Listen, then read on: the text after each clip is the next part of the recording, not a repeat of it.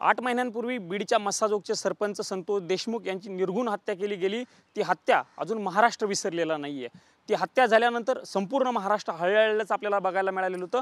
त्यानंतर संतोष देशमुख यांच्या कार्याचा सन्मान आज राजधानी नवी दिल्लीमध्ये केला गेला आहे। राजधानी नवी दिल्लीमध्ये मस्साजोगचे उपसरपंच जे आहेत त्यांना पंतप्रधानांच्या हस्ते झालेला ध्वजारोहण कार्यक्रमाचं निमंत्रण मिळालेलं होतं। उपसरपंच वर्षाताई आहेत माझ्यासोबत। आताही आज तुम्ही दिल्लीमध्ये आलेला आहात, अण्णांचं कार्य आणि त्यामुळे तुम्हाला सन्मान मिळाला, काय भावना आहेत? आम्हाला भावना अशा आहेत की आमचे अण्णा असते ना तर आमचे संतोष अण्णा देशमुख त्यांनाच आले असते आणि आमच्या अश्विनीताई आले असते सोबत।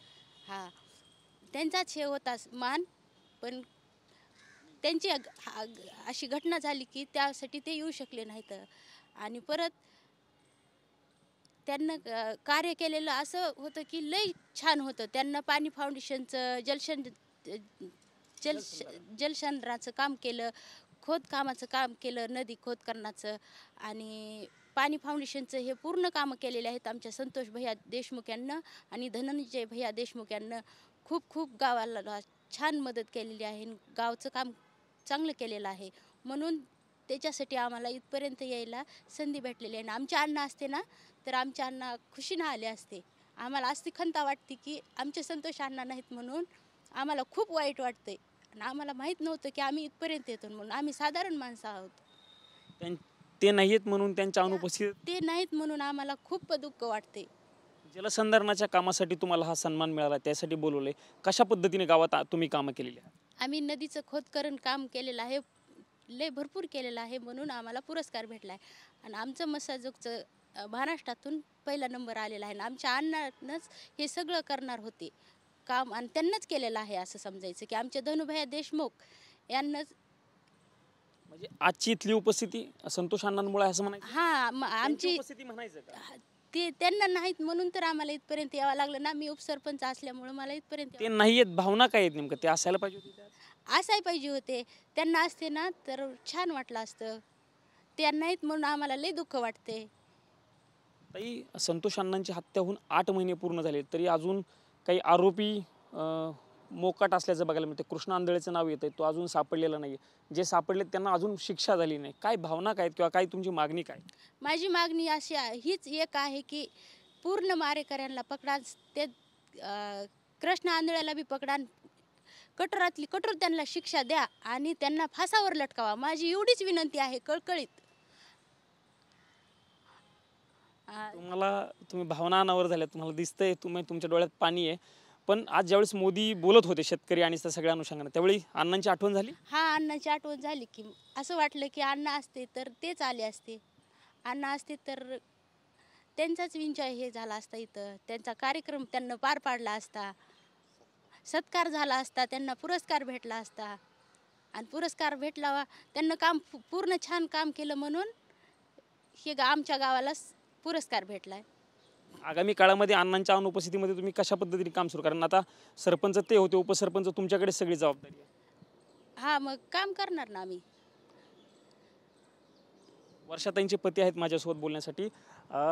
दिल्लीत पहिल्यांदाच आले का यापूर्वी कधी येण्याची संधी मिळाली होती? पहिल्याच वेळेस आलो। पहिल्याच वेळेस आल्याने पंतप्रधानांचं भाषण ऐकायलाच किंवा त्यांच्या उपस्थितीत तुम्हाला सन्मान मिळाला? हो, हे खरा सन्मान आमच्या संतोष अण्णाचा आहे। हे असं नाही की हे एक स्वप्नगत वाटतंय आम्हाला। अण्णा जर असते तर अख्ख्या गावाला, अख्ख्या राज्याला एक वेगळाच आनंद झाला असता। पण ते आज खरं तर एवढा मोठा मान सन्मान मिळाला, पण ती एकच दुःख आहे की तो मान सन्मान अण्णा पाहिजे होते। अण्णा जर असते, आता मला नाही बोलता येत एवढं। भावना समजू शकतो, कारण महाराष्ट्र सगळा ज्या फोटो बघून हळहळला होता, त्यानंतर तुम्ही मस्साजोगच नाही तर सगळं महाराष्ट्र सगळ्या त्या घटनेमुळे हळहळला होता।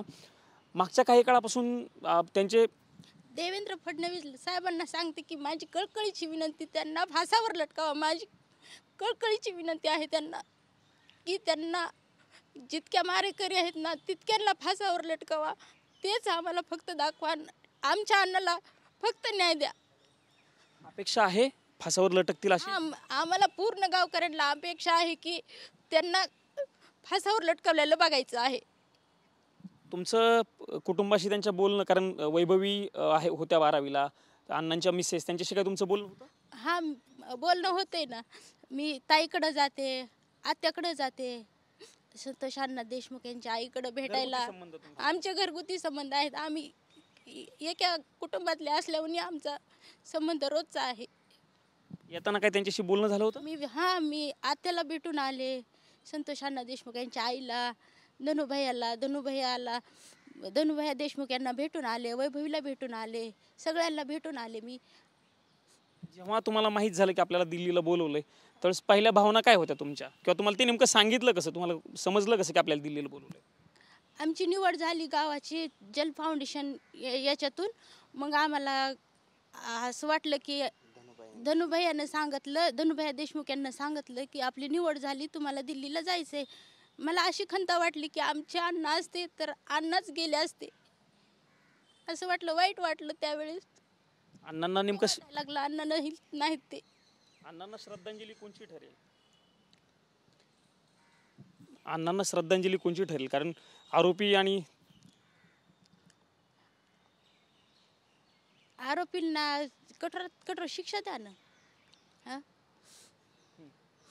आणि त्यांना फासावर लटकवलेलं फक्त आम्हाला दाखवा. दुसरं तीच मागणी आहे. तीच मागणी आहे आमच्या गावकऱ्याला. फक्त त्यांना फासावर लटकवलेलं हे दाखवा फक्त. आणि आम्हाला कठोर त्यांना शिक्षा द्या आणि फक्त न्याय द्या. आम्हाला काही सध्या नको. निश्चितच या भावना आहेत मस्साजोगच्या उपसरपंचाच्या आणि त्यांच्या पतीच्या. त्यांच्या पतींना तर खरं बोलताच आलं नाही. ताई बोलल्या आणि त्यांनी बोलताना स्पष्टपणे सांगितलं की हा सन्मान संतोष देशमुखांचा आहे. संतोष देशमुख असते तर तेच आज या कार्यक्रमाला आले असते. ते नाहीत म्हणून आम्हाला इथे यावं लागलं, पण हा सगळा सन्मान त्यांचा. हे म्हणत असतानाच संतोष देशमुख यांचे मारेकरी जे आता सध्या जेलमध्ये आहेत त्यांना फासावर लटकवलं पाहिजे आणि त्यांना फासावर लटकवूनच हीच खरी संतोष देशमुख यांना श्रद्धांजली असेल, अशा पद्धतीच्या भावना देखील या ठिकाणी वर्षा सोनवणे आणि त्यांचे पती यांनी TV9 मराठीशी बोलताना व्यक्त केल्याचं आपल्याला बघायला मिळतंय. कॅमेरामन राकेश कुमार सह मी प्रमोद जगताप, TV9 मराठी, नवी दिल्ली.